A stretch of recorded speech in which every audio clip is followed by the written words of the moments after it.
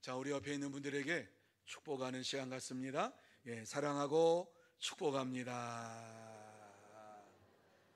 예수님과 동행합시다. 지난 한 주간도 주님과 함께 동행하면서 살다가 이와 같이 거룩한 주일을 맞이하여서 하나님 앞에 나와서 예배를 드리는 여러분 모두에게 하나님께서 함께해 주실 줄로 믿습니다. 또 하나님께서 은혜로 채워주시고 또 사랑으로 채워주시고 평강으로 채워주실 줄로 믿습니다. 그래서 이 시간 예배 드릴 때에 여러분의 모든 문제가 해결되는 은혜의 시간이 되시기를 바랍니다. 또 여러분의 질병도 고침받고 또 모든 두려움에서 해방되는 은혜의 시간이 되시기를 바랍니다. 이제 3일 후면은 국회의원을 뽑는 이러한 선거일입니다. 저는 어제 가서 선거를 했습니다. 참된 일꾼을 뽑는다고 하는 것이 참 쉽지 않습니다. 하지만 참된 일꾼이 세워져야만이 이 나라 이 민족이 참된 이러한 길을 걸어갈 수 있고 복된 길을 걸어갈 수 있을 줄로 믿습니다. 저와 여러분이 이제 국민으로서의 이러한 한 표를 잘 발휘하는 시간이 되시기를 바랍니다. 자, 오늘 이 본문의 말씀으로 넘어가서 보면 예수님께서 부활 승천하신 후에 오순절 날에 이르렀을 때의 제자들이 마가의 다락방에서 120명의 성도들과 함께 기도함으로 인하여서 성령의 충만함을 받았다라고 하는 말씀이 오늘 내용입니다. 제자들은 성령 충만함을 받은 후에 복음을 전하는 일에 최선을 다했습니다. 왜냐하면 제자들은 성령의 충만함을 받고서 예수님과 동행하며 살게 되었기 때문입니다. 성령 충만함을 받기 전에는 예수님께서 가시는 곳이면 나도 어디든지 가겠습니다, 주님이 죽으시는 곳에 저도 그곳에서 죽겠습니다 다짐하고 결단하고 고백했지만 고난을 당하고 환난을 당하시는 이러한 모습을 보면서 제자들은 다 도망쳐 버렸습니다. 하지만 성령의 충만함을 받고 난 이후에는 예수님과 동행하며 함께 살기를 원하면서 자기의 생명까지도 주님을 위하여 드리면서 믿음으로 살았습니다. 이 시간 본문을 보면서 어떻게 제자들이 부활하신 예수님을 담대하게 전하게 되었는가 하는 것을 생각을 하고, 그렇다면 우리가 어떻게 해야지 부활하신 예수님과 동행하면서 함께 살고 그를 담대히 전할 수 있는가를 나누며 은혜 받는 시간이 되기를 원합니다. 자, 그러면 저와 여러분이 이 땅에 살면서 부활하신 예수님과 동행하며 살고 또한 예수님을 담대하게 전하려면은 어떻게 해야 합니까? 제일 먼저 이 말씀 속에서 우리에게 주시는 것은 주님의 말씀에 순종해야 한다 하는 말씀을 1절 말씀 속에서 우리에게 주시고 있습니다. 자, 1절 말씀 우리 같이 한번 한 목소리로 읽습니다. 오순절 날이 이미 이름에 그들이 다 같이 한 곳에 모였더니, 여러분이 말씀이 무슨 말씀인가 하는 것을 잘 생각을 하시기를 바랍니다. 주님이 제자들에게 예루살렘을 떠나지 말고 아버지께서 약속하신 성령을 기다리라고 말씀을 하셨습니다. 부활 승천하시면서 주신 이 말씀을 제자들이 받고 예수님의 말씀에 순종했다라고 하는 말씀을 우리에게 기록해 놓고 있는 것이지요. 다시 말씀드려서 제자들은 부활하신 예수님께서 말씀하신 대로 순종하면서 이와 같이 한 곳에 모여서 기도를 드렸던 것을 보게 됩니다. 그래요, 제자들은 예수님의 말씀에 순종해서 한 곳에 모여서 성령의 충만함을 기다리면서 기도를 했습니다. 이러한 사실을 사도행전 1장 12절과 13절 말씀에 보면 이렇게 말씀하고 있지요. 우리 같이 한번 한 목소리로 읽어봅니다. 제자들이 감람원이라 하는 산으로부터 예루살렘에 돌아오니 이 산은 예루살렘에서 가까워 안식일에 가기 알맞은 길이라. 들어가 그들이 유하는 다락방으로 올라가니 베드로, 요한, 야고보, 안드레와 빌립, 도마와 바돌로메, 마테와 및 알페오의 아들 야고보, 실로닌 시몬, 야고보의 아들 유다가 다 거기 있어. 이렇게 말씀을 하고 있습니다. 여러분, 이 말씀이 무슨 말씀인가 하는 것을 생각해 보세요. 예수님께서 부활 승천하신 곳이 감난산이었다 말씀을 하고 있지요. 거기에서 돌아와서 그들이 예전에 있던 다락방, 부활하신 예수님을 만나기 전에는 두려워서 한 발자국도 나가지 못했던 그러한 곳입니다. 그러나 예수님의 부활 승천하시는 모습을 보면서 그곳에 와서 보니까 그곳에 먼저 도착해 있던 이러한 제자들이 그곳에 있었다라고 하는 이러한 말씀을 주시고 있지요. 제자들이 예수님의 말씀에 순종했다라고 하는 말씀입니다. 순종함으로 인하여서 한 곳에 모여서 이와 같이 하나님 앞에 간구하는 시간을 가졌던 것입니다. 그런데 성경에 보면 이와 같이 순종의 삶을 살지 못함으로 인하여서 성령의 충만함을 받지 못한 이러한 자가 나옵니다. 사무엘상 13장에 보면은 사울이 이제 그가 사무엘 선지자를 기다려야 함에도 불구하고 이 사울은 기다리지 못하고 하나님의 뜻을 어긴 왕으로 나타나고 있는 것을 보게 됩니다. 사울이 이제 이스라엘 군대와 더불어서 길갈에서 블레셋과의 전쟁을 하게 되었습니다. 당시 이스라엘의 관례로는 전쟁에 나가기 전에 먼저 하나님 앞에 제사를 드리고 전쟁에 나가는 것이 관례였습니다. 그런데 사무엘 선지자가 정한 기한에 오지 않습니다. 7일 동안 내가 7일 후에 가겠다 그런데 오지 않습니다. 오지 않는 그 사이에 블레셋 군사들이 이스라엘 진영을 향해서 외치기를 시작합니다. 그 외치는 소리가 너무 우렁차가지고 이스라엘 군대의 마음을 흔들어 놓기 시작합니다. 그래서 다급해져 가지고 사울 왕이 선지자가 드려야 할 번제와 화목제물을 가져다가 덜커덕 제사를 드렸습니다. 그런데 그 제사가 마치자마자 사무엘이 도착을 합니다.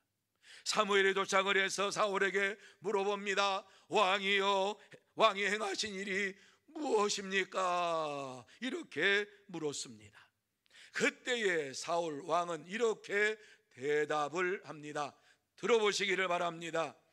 백성이 내게서 흩어지고 당신은 정한 날 안에 오지 아니하고 블레셋 사람은 믹마스에 모였음을 내가 보았으므로 이에 내가 이르기를 블레셋 사람들이 나를 치러 길갈로 내려오겠거늘 내가 여호와께 은혜를 간구하지 못하였다 하고 부득이하여 번제를 드렸나이다. 이렇게 말합니다. 여러분, 오늘 이 말씀을 들으면은 얼마든지 이해가 되는 말씀입니다. 왜? 선지자가 오겠다고 하는 시간에 오지 않아서 이와 같이 이제 그 제사를 어떻게 드려야 할 것인가? 그런데 블레셋 군대들이 이와 같이 아우성을 치고 쳐들어오겠다라고 하는데 이스라엘 군대의 마음이 녹아가지고 이와 같이 다 흩어지는 이러한 모습을 볼 때에 사울이 부득불 번제를 드렸나이다. 다 인간적으로 이해가 됩니다. 누가 드려도 그게 무슨 상관이냐 하는 거지요. 그런데 오늘 이 말씀을 이와 같이 듣고 있었던 사무엘이 왕을 향하여서 이렇게 말씀을 합니다. 들어보시기 바랍니다. 왕이 망령되이 행하였도다. 왕의 하나님 여호와께서 왕에게 내리신 명령을 지키지 아니하였도다. 그리하였더라면 여호와께서 이스라엘 위에 왕의 나라를 영원히 세우셨을 것이거늘 지금은 왕의 나라가 길지 못할 것이라. 이렇게 말씀을 그에게 주었습니다. 이 에스겔 사무엘 선지자가 이와 같이 말하고 있는 것을 볼 때에 사무엘 선지자가 말하고 있는 것은 무엇입니까? 하나님의 말씀에 이와 같이 그 말씀에 준하여서 말씀을 합니다. 왕은 망령된 일을 행하셨습니다. 왕이 하지 말아야 할 일을 했습니다. 이렇게 왕을 향하여 얘기를 합니다. 그러면서 왕에게 내리신 명령을 지키지 아니하였다라고 분명하게 말씀을 합니다. 왕이 왕에게 주신 명령을 지켰더라면 여호와께서 당신에게 이 나라를 영원히 맡기셨을 것인데 그렇게 하지 못함으로 인하여서 당신의 나라가 길지 못할 것입니다. 당신의 통치가 길지 못할 것입니다. 이렇게 말을 했습니다. 그래요, 사울은 하나님의 때를 기다리지 못함으로 인하여서 성령의 충만함을 받지 못하고 하나님의 진노 가운데 살아감으로 인하여서 하나님이 원하는 나라를 세우지를 못했던 것을 보게 됩니다.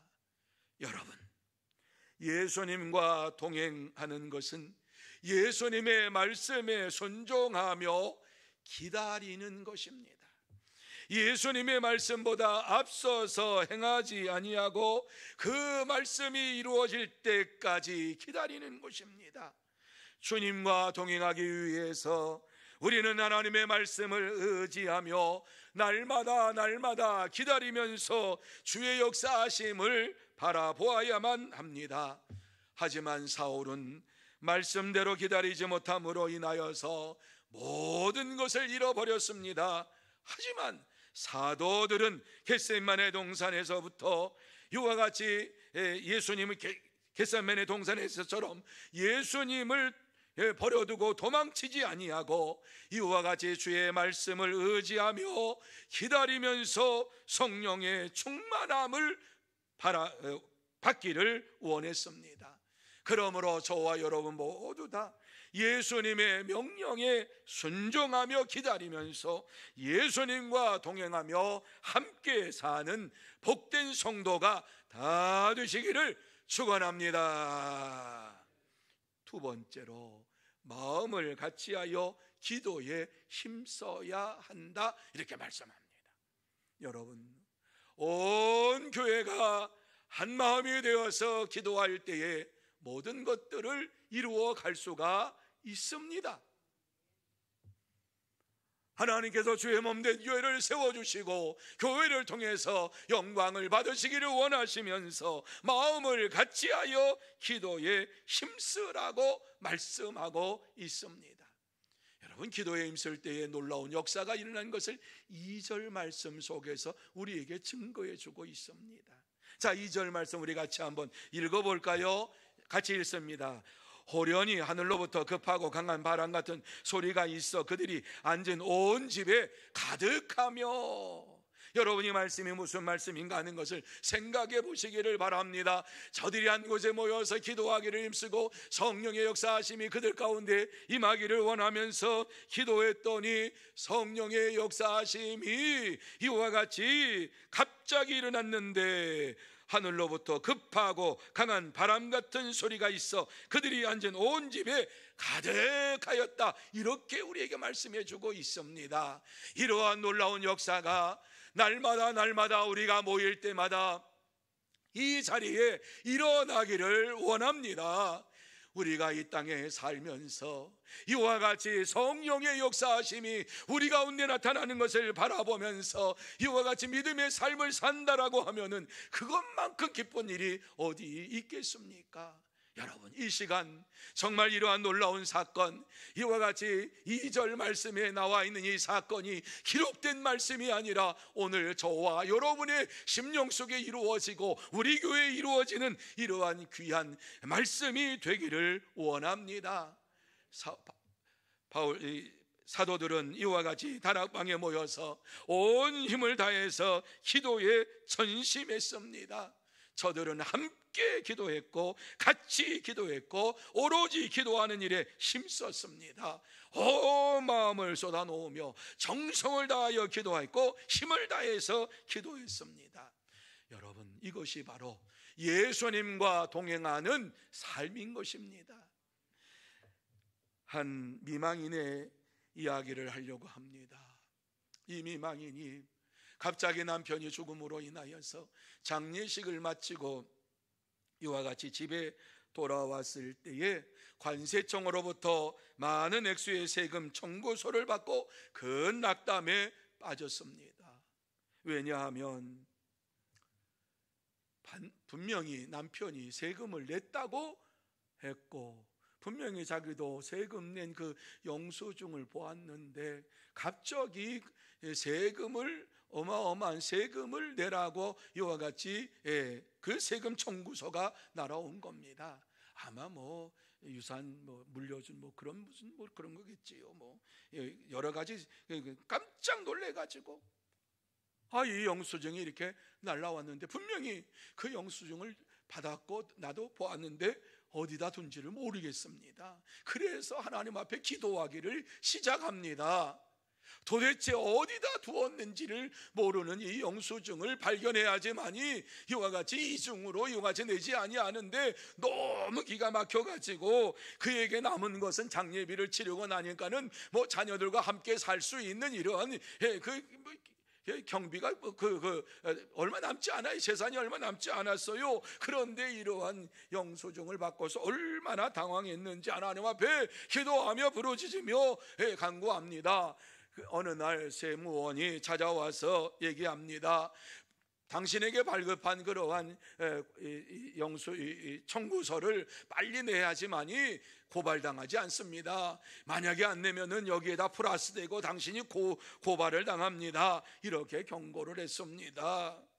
그러한 말을 들을 때에 우리 남편이 냈다고 하는 것을 내가 분명히 알고 있는데 어디에다 그걸 둔지 모른다고 하여튼간에 빨리 내셔야 됩니다. 그럴 때에 열어놓은 창문으로 나비 한 마리가 날라옵니다. 아이들은 그러한 상황도 모르고 그 나비가 날라오니까 좋다고 나비를 따라다니면서 나비를 잡겠다고 이와 같이 이리 뛰고 저리 뛰고 거실 안에서 막 그럽니다.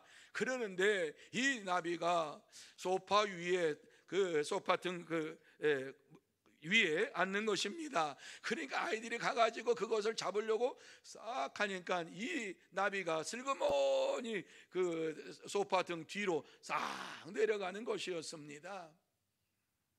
아이들이 아저씨 여기에 나비가 들어갔는데 이 소파를 좀 치워달라고, 너무 무거우니까 우리가 할 수가 없다고. 그러니까 이 세관원이 그 소파를, 아이들이 그렇게 하니까는 그 소파를 싹 치웠는데 거기에 보니까는 종이 쪽지 하나가 딱 이렇게 있는데 그거를 발견을 이 미망인이 하고 얼마나 감사했는지, 이게 바로 영수증입니다 그러면서 그 세관원에게 보여주었습니다. 너무너무 기뻐서 이와 같이 영수증을 보여주었어요. 그리고서는 돌아갔어요.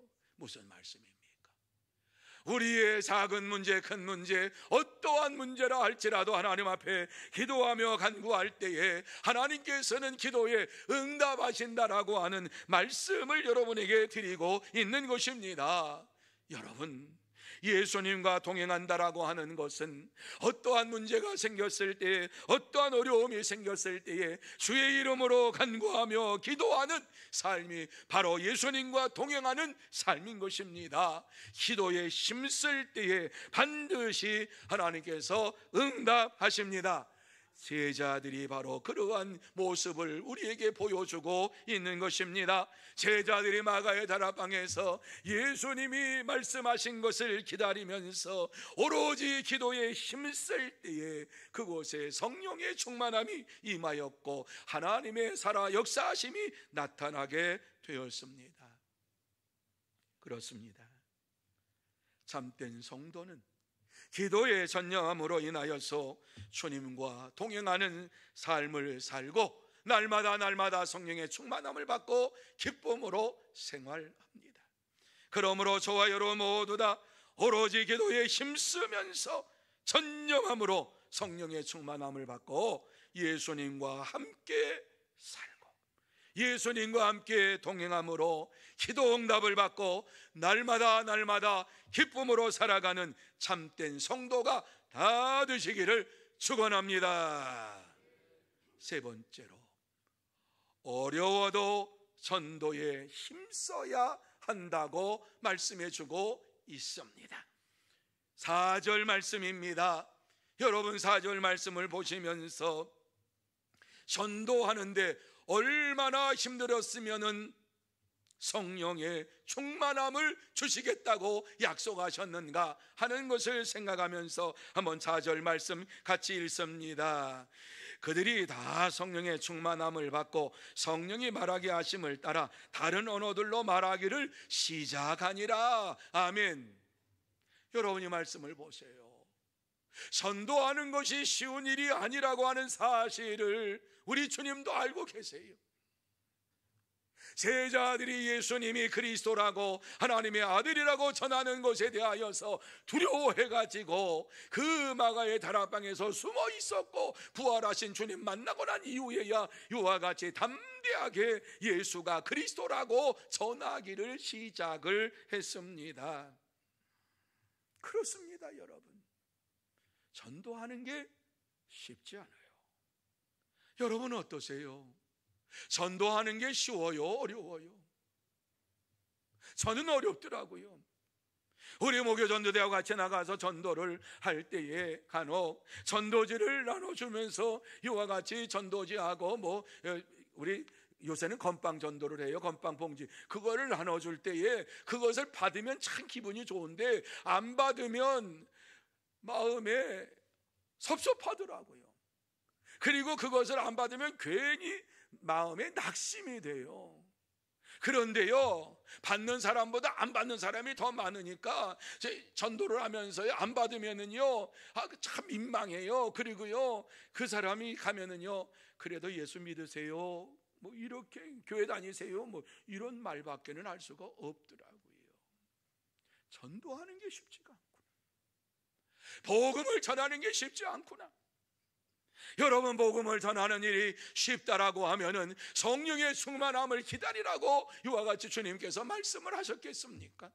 아니지요. 나가서 빨리 가서 복음 전해라 이렇게 말씀하셨겠지요. 그런데 예수님께서도 복음 전하는 것이 얼마나 힘들고 어려운 일인가 하는 사실을 아셨기 때문에 너희가 성령의 충만함을 받고 담대하게 성령의 능력을 가지고 나가서 복음을 전하라고 이렇게 말씀하신 것 아닙니까?